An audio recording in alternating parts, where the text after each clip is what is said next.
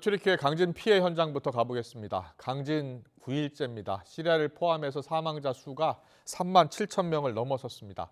YTN 취재진은 피해 지역인 튀르키예 동남부 지역 여러 도시에서 현장을 취재하고 있는데요. 취재기자 연결해 보겠습니다. 임성재 기자. 네, 튀르키예 오스마니에에 나와 있습니다. 닷새 만에 피해 지역 오스마니에를 다시 찾은 건데요. 뒤로 잔해가 여전합니다. 저 잔해가 다 치워져야지 구조 작업이 쉬워질 것 같은데 현장 상황 전해주시죠.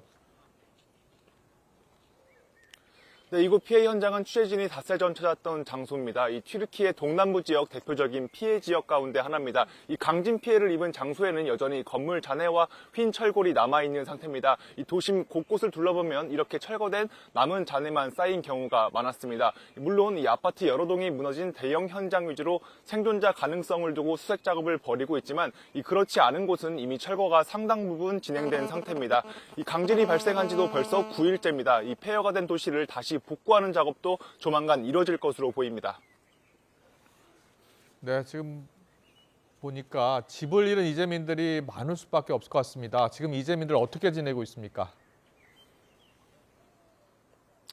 네, 저희 취재진은 길거리 이재민 소식 계속 전해드리고 있습니다. 이 임시 거처인 텐트촌 등이 마련됐지만 건물 붕괴 현장에는 어김없이 이재민이 있습니다. 이 생존자 소식이 여전히 들려오는 만큼 신락 같은 희망을 갖고 있긴 하지만 이 취재진이 만난 여러 튀르키예인들은 희생자 시신이라도 수습해 장례를 치르고 싶다고 설명합니다. 이 상황이 반영된 듯 이 지역 병원도 강진 발생 직후처럼 붐비는 모습은 아니라고 합니다. 이 보통 취재진이 도시를 이동할 때마다 피해 지역에서 다른 도시로 가는 앰뷸런스가 줄을 이었는데요. 이번 주 들어 이런 모습은 확연히 줄어든 상태입니다. 이 피해 지역에서 약탈 범죄 등 치안 상황도 궁금하실 텐데요. 이 안전을 최우선으로 두고 이 취재에 임하고 있지만 이 현지 경찰이 이재민 간 몸싸움을 제지하는 모습을 여러 차례 목격하기도 했습니다. 또 이동 차량에 취재용 장비를 두고 내리면 이 군인과 경찰이 와서 이 혹시 모를 약탈 우려가 있으니 주의해달라고 당부하기도 했습니다. 네, 안타까운 희생자, 사망자 숫자가 3만 7천 명을 넘어섰다고요. 네, 현재 사망자는 3만 7천 명을 넘어섰습니다. 이 튀르키예에선 사망자 수가 3만 1,600명으로 집계됐습니다.